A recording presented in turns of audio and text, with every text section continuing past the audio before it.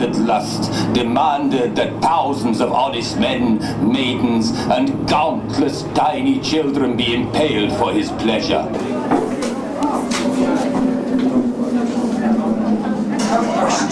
Stop. Somebody's watching us. Keep still.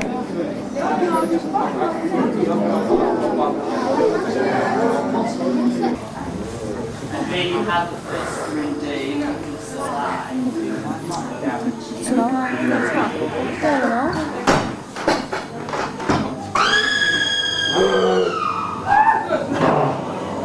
mensen met een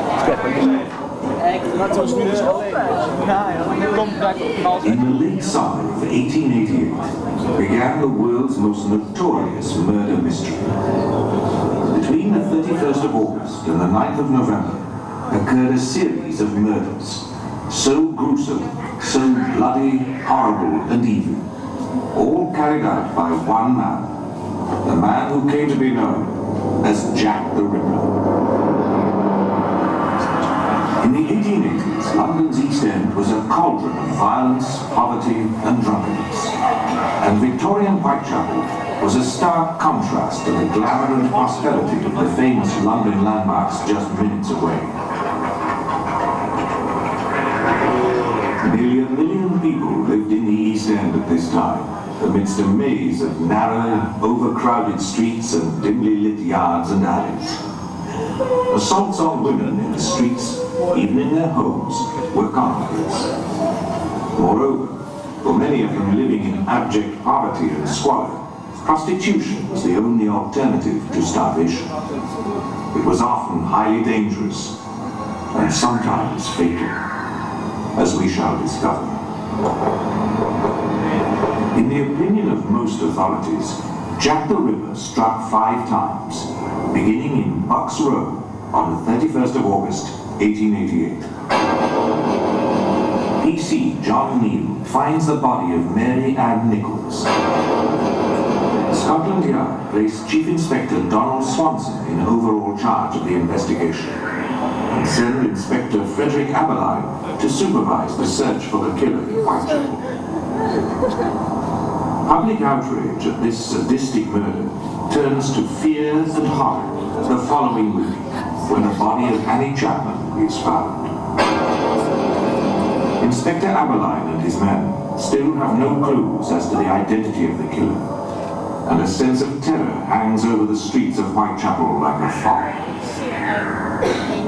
On the 30th of September, Louis Deanschutz discovers the body of Elizabeth Stride.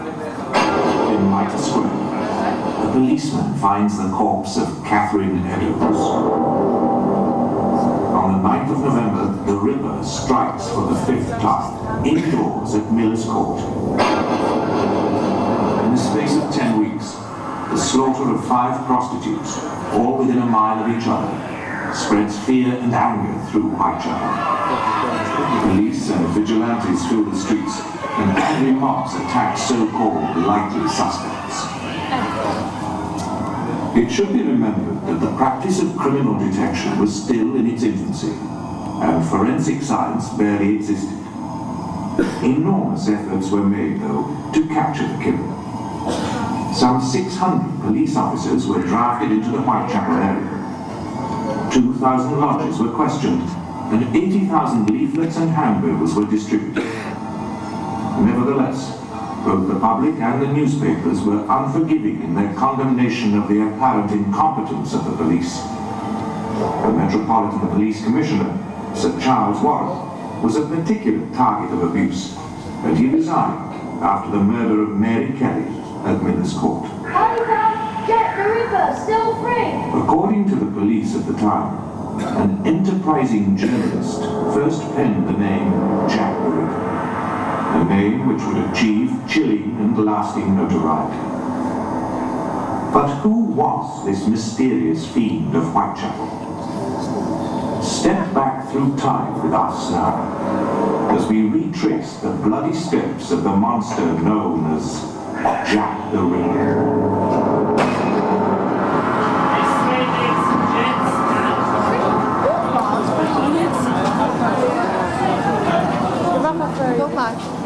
Not necessary. Ik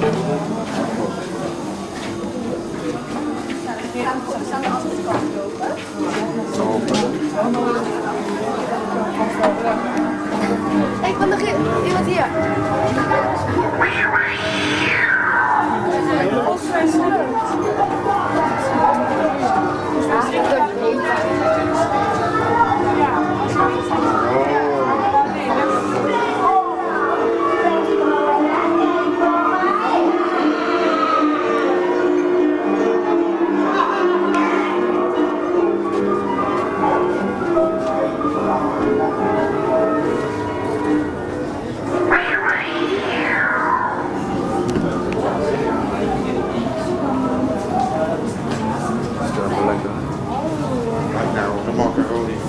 The right way along the back, please, ladies and gents.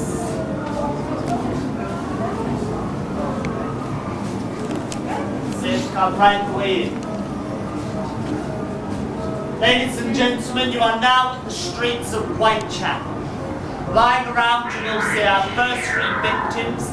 In the windows above your heads, you will see the mortuary pictures taken in 1888.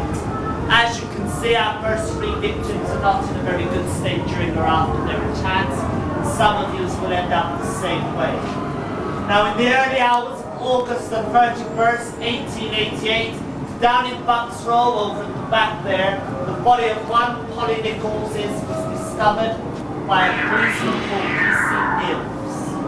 On close inspection, she had had her throat cut twice.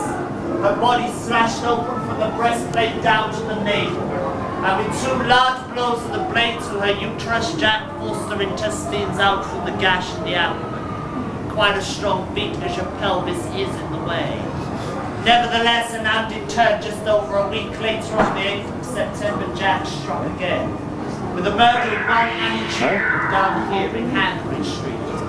So horrifically had her throat been severed that the only thing keeping her head attached to the spine of the body was her spinal column.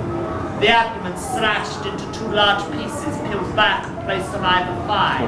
Jack then plunged into her stomach, removing her bowels and testicles, as well as ripping the digestive tract out of the body, leaving it in a steaming pile on the left shoulder. Also, Jack had genitally mutilated this young lady, removing parts of the anatomy.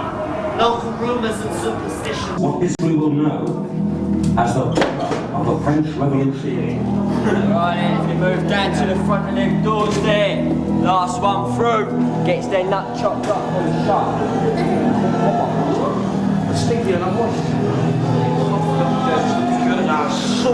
The citizens of France have risen against the oppression of the state and the monarchy.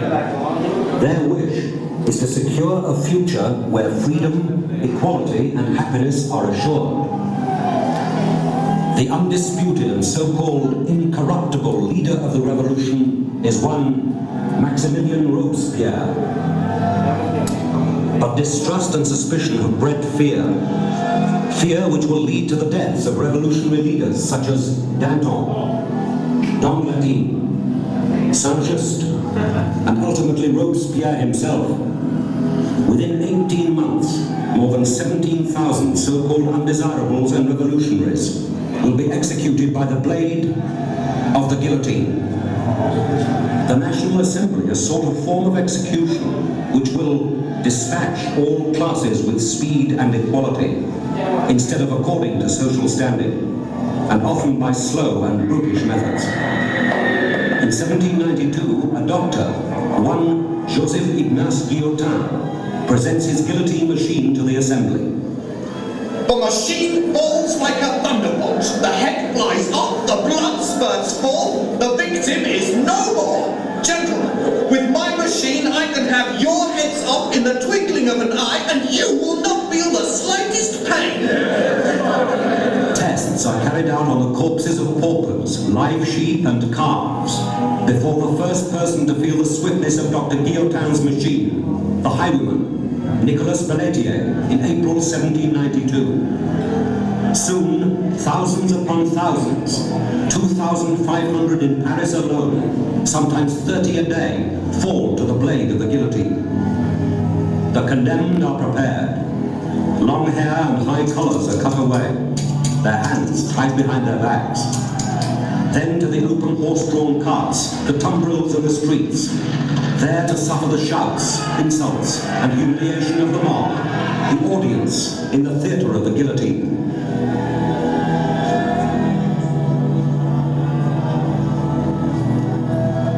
Citizens, on behalf of the tribunal, I, Maximilian Robespierre, order that you now remove yourselves to the Place de Revolution, where sentence of execution will be carried out forthwith. Right, let's move all the way down to the front of the guillotine now. Don't use no cameras when you can, Gordon. These possessions within the territory of France will be acquired and confiscated for the benefit of the Republic. Let any person who wishes to speak in defense of the condemned step forward now. But look well at the heads of these traitors, and be aware